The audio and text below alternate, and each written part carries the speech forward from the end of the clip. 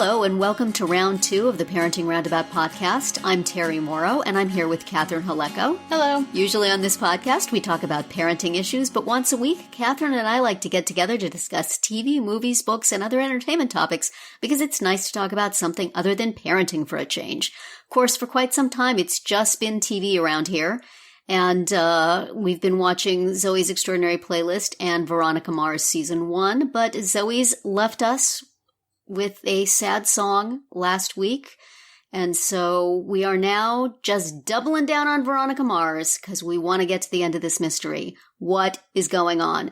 So the first episode we will talk about this week is Season 1, Episode 14, called Mars vs. Mars, which featured our Parks and Rec fave Adam Scott as a shaggy-haired, cool teacher who is going to break your heart, Veronica. Don't believe in that dude. Anybody who's got you snapping and doing cool things in history class, he is no good. That's right. So what did you think about this episode? Were you suspicious of Mr. Rooks throughout, or man, all I've ever wanted to do is teach, and they're going to take that away from me. Just make your little schoolgirl heart flutter? No. Did you believe in him? I did not. Did you fight for him when Keith didn't want Veronica getting involved? Or have you, watched a TV show involving teenagers before? I have, in fact, watched a TV show involving teenagers before, and I definitely was suspicious and was annoyed at Veronica for, hashtag believe women, not believing, not believing that this could happen. And, both of these episodes, we'll talk about another one later, but she was very good at detecting, but really bad at judging character and seeing between the lines. As you said, if you've watched TV before, you would know that Veronica. So many shows, but I particularly think of an episode of My So-Called Life with Roger Reese as the floppy-haired English teacher who left Angela all kinds of disillusioned. And once and again with Eric Stoltz as the floppy-haired drama teacher who actually almost did have something going with Grace, one of the teenage characters on the show. Oh, go for the old and grouchy teachers. Do not fall for the floppy-haired English teachers. I had a floppy-haired social studies teacher who I don't know if he ever did anything bad, but he was not nice. So maybe it's the hair. Maybe it's the hair that I don't trust.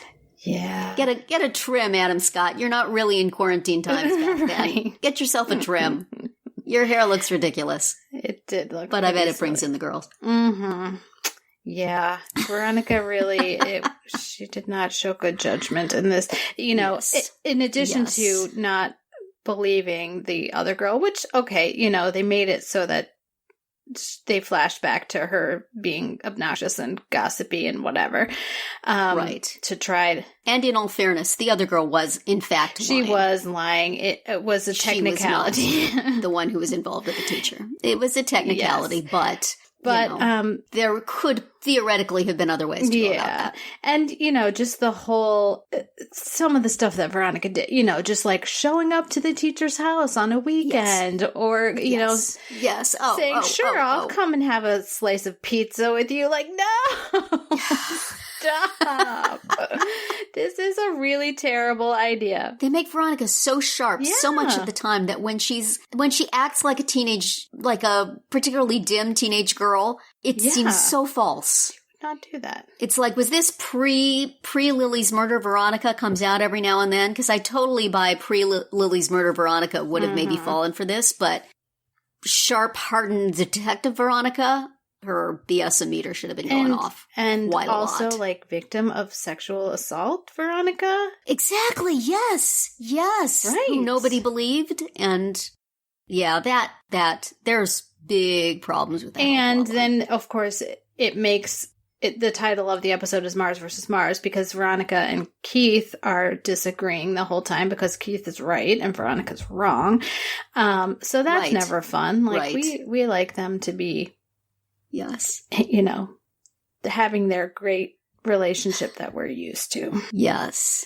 And in terms of, tradecraft, Veronica, you have your friend smuggle the file on this girl to you, and then you open it up right out, in the hallways of the school, outer area of the school, and start reading it. You're not supposed to have that. Possibly it would be good not to be seen with it. And also, in the greater mystery, the little tiny bit that this nudged the greater mystery along, out of all the dangling threads in this whole Lily Kane situation, the one she picks is, gee, which meds are Duncan on? Which has really probably nothing to do with anything other than it's just her ex-boyfriend and she's nosy. But, there's so many things that never get mentioned again, and yet this is the one you're going to go on. That's the one. Okay. But then she does, in the service of that, find out that Abel Kuntz is dying, which, how soon can we make that happen? Can we speed that up? Are they giving him medication for whatever is wrong with him? And then she goes and to the jail and does the mic drop on him, as they described it in the Veronica Mars Investigations podcast, which we've been listening to along with the show. And he's like, oh, like, you got me, which does not seem to square with what we've known about him really before. Give him any time to respond. She just took off. I guess. But he was like pure, unadulterated evil the last time, and this time he's... Ooh. Oh, I didn't expect that. Clever girl. I think he would have a comeback. So this was not a good Veronica episode in any way. Nope. She was credulous, and she was pursuing things weirdly, and she was re-engaging with Abel Kuntz, which why would you do that? So, yeah, and speaking of, you mentioned about how she was reading the girl's file out in the middle of everything, and she did the same with Duncan's medical records, and Duncan was right next to her. Like, come on, friend. Veronica, who are you? What happened to you? What have they done to you? You are not yourself. What the heck? But is this, since we watched 2 episodes, I'm sometimes getting stuff jumbled. Is this the one where she outlined for Leo all the things that are messed up about the Lily Kane case? Because she was asking, I think it is. He's back. No, I think it was in the next one, because that was the Leo episode where he came to the school and he did the phone rec. No? I think it was the first one, though. I think it was just that he was back and she hadn't asked him for anything yet. Right. And he hadn't done the illustration of her with horns, which is hilarious, but we'll get to that. But at any rate, in one of these episodes, she outlines for him everything and mentions and plus which I have a traffic ticket that says she died 3 hours, which thank goodness somebody has finally remembered that, because that was a huge thing. Right. And no mention of it for episodes and episodes and episodes. Weeks, yeah. Did she forget it? Did it fall behind a desk somewhere, that clue? Oh my goodness. Yes. She's pursuing this I feel like so many of these episodes are just mixed up in order, and so they've just been very ramshackle about the way they've followed through on things. But I did very much enjoy the whole business of Veronica breaking into Keith's safe. Yes. And getting sprayed with ink. That rocked. Yes. Good job. So Veronica may be losing her detective skills, but Keith's are sharp. Yes. And him turning up in the mirror behind her while she's trying to wash it off. Hilarious. And she said, you're patronizing me. And he said, well, I am your patron. That's right. You got to wonder how long he's been waiting for that to pay off. Right. How long has that ink pack been in there? He's just had one ear on that room all along, waiting for the scream as the ink hits her. Right. Way to go, Keith. Excellent work, Mr. Mars. I think in Mars versus Mars, Mars won. Yes. Mars Senior. The Elder. Mm-hmm. Our podcast is sponsored today by Best Fiends, the puzzle app that I feel like I am playing all the time, and yet I am far, far behind y'all. I'm on level 273. What level are you at now, Nicole? Well, I'm on level 423, and I look forward to each new game. Right now, I'm busy collecting different colored light bulbs. I'm not at the light bulbs yet. That sounds cool. Mm-hmm. Where are you at, Catherine? I'm on level 550. Wow. So I have squashed a lot of slugs and collected a lot of light bulbs and exploded a lot of lock boxes. I have about 5 different fiends per color, so it's cute to scroll through and see them. Yeah, I like how they change the themes from time to time, like it's on Mother's Day right now as we record this, and there's always new challenges and tools, and apparently light bulbs that I knew nothing about. And there's so many generous rewards. Like, it isn't too much of a struggle to pass through each level, which I love. Yeah, it's a good mix of challenges. Some levels that just fly right by, and others that take a little more time, but never so long that you're just annoyed. Engage your brain with fun puzzles and collect tons of cute characters. Trust me, with over 100 million downloads, this 5-star rated mobile puzzle game is a must-play. Download Best Fiends free on the Apple App Store or Google Play. That's friends without the R. Best Fiends. So the second episode we watched for this week's episode is the 15th episode of season 1 called Ruskie Business, which had Veronica pursuing a case of an alleged Russian mail-order bride trying to find her groom who she rejected for reasons, and now has tracked down to Neptune via postcard. And, you know, Keith wants her to just take some information, do very basic checking, and then let her go if there's nothing. But Veronica wants to help her because true love and, you know, reasons. So she keeps pursuing that. Meanwhile, she is also investigating Meg's secret admirer. Hey, Meg, nice to see you again. We remember you. But also, like, really? I mean, why? Is what I don't understand. Why? Yeah. When you have a secret admirer, part of the fun of it is not knowing who it is, right? Right. So why does she need to do this whole detective case about it?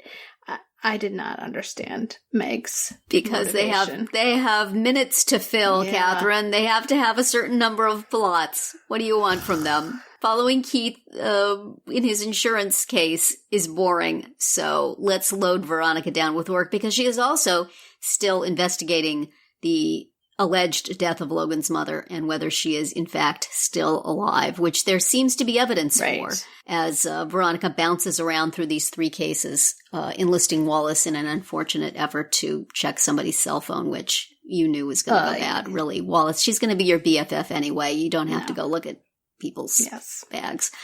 But so a lot going on here investigation-wise for Ms. Mars. Yeah, which is why they didn't need that whole stupid secret admirer. Yeah, they probably didn't.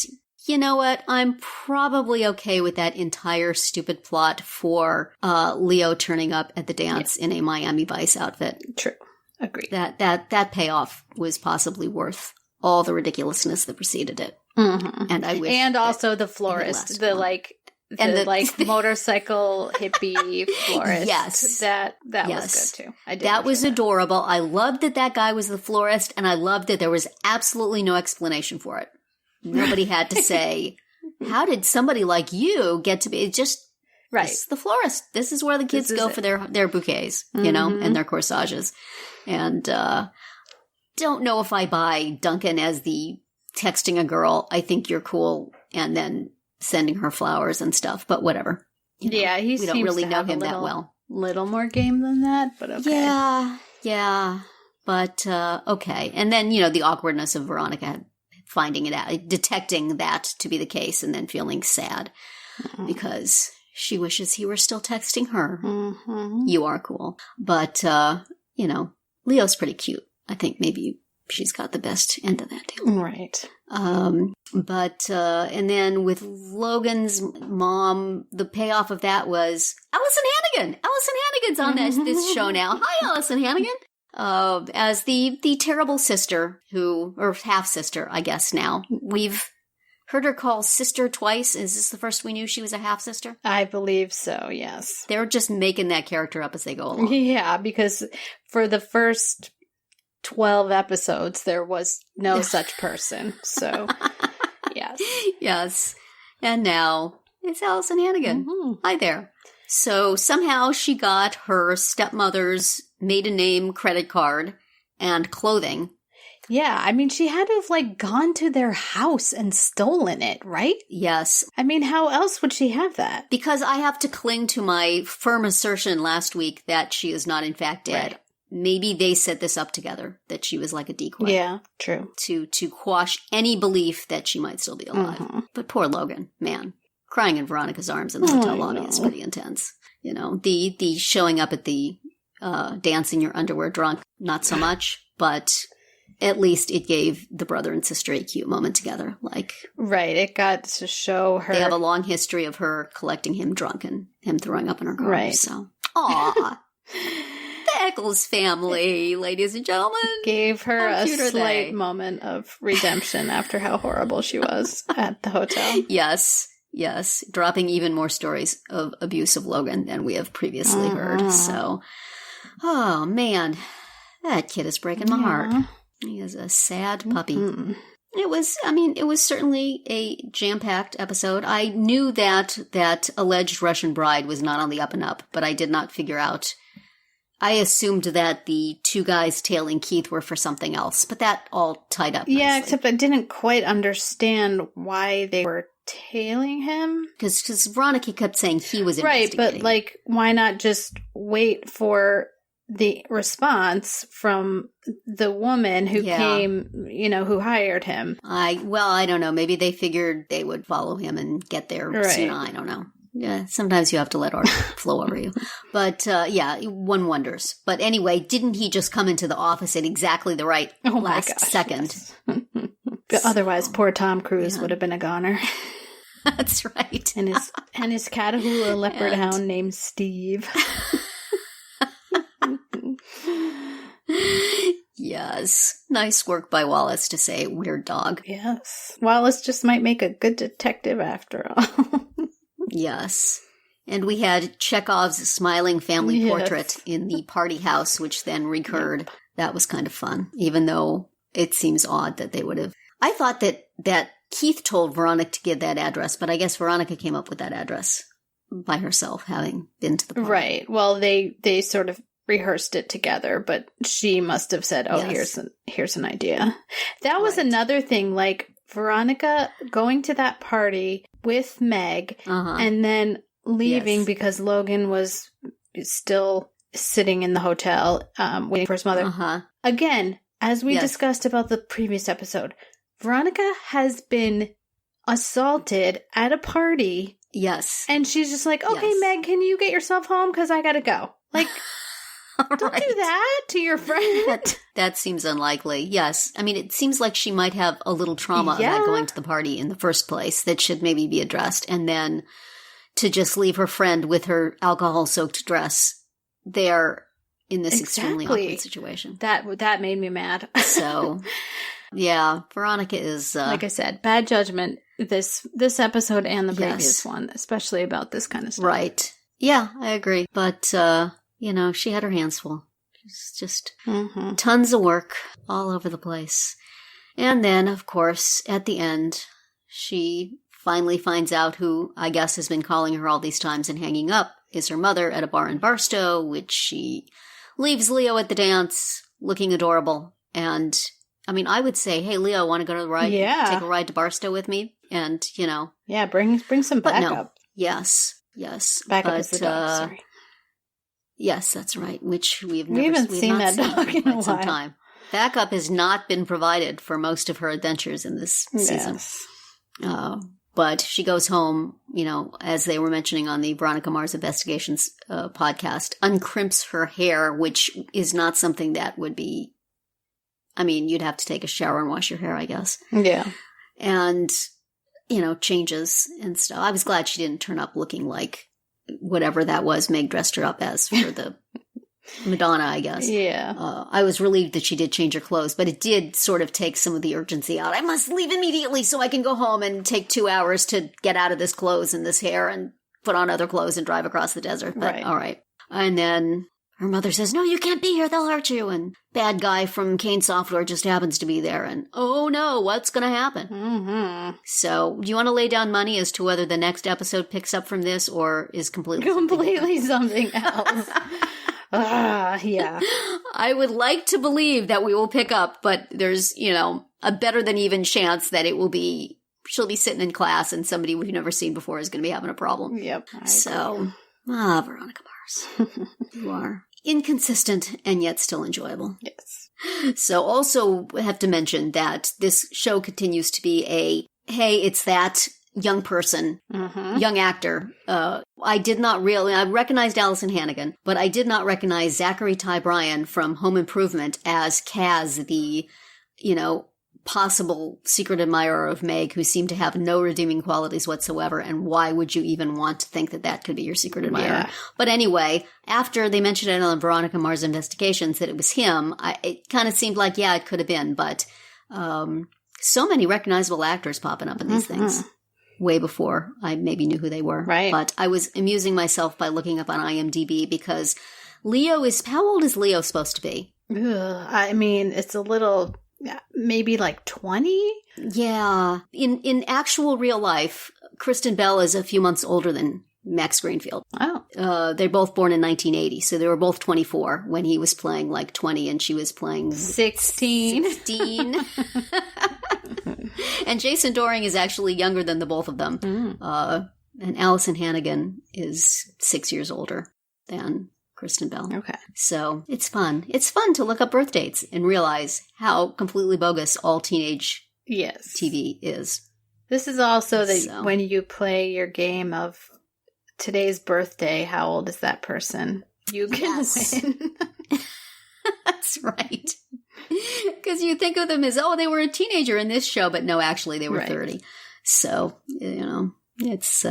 it's weird, but they were talking on Veronica Mars Investigations as to whether you could, in fact, have a 20-year-old out of high school person at a dance. And indeed, when I was maybe a little bit older than Veronica, I was dating somebody who was 20. So, and I don't remember ever having to fill out paperwork to bring him to the prom. So, yeah, I know at my kids' school, just anyone who isn't a student, no matter how old they are, you have to fill out a form.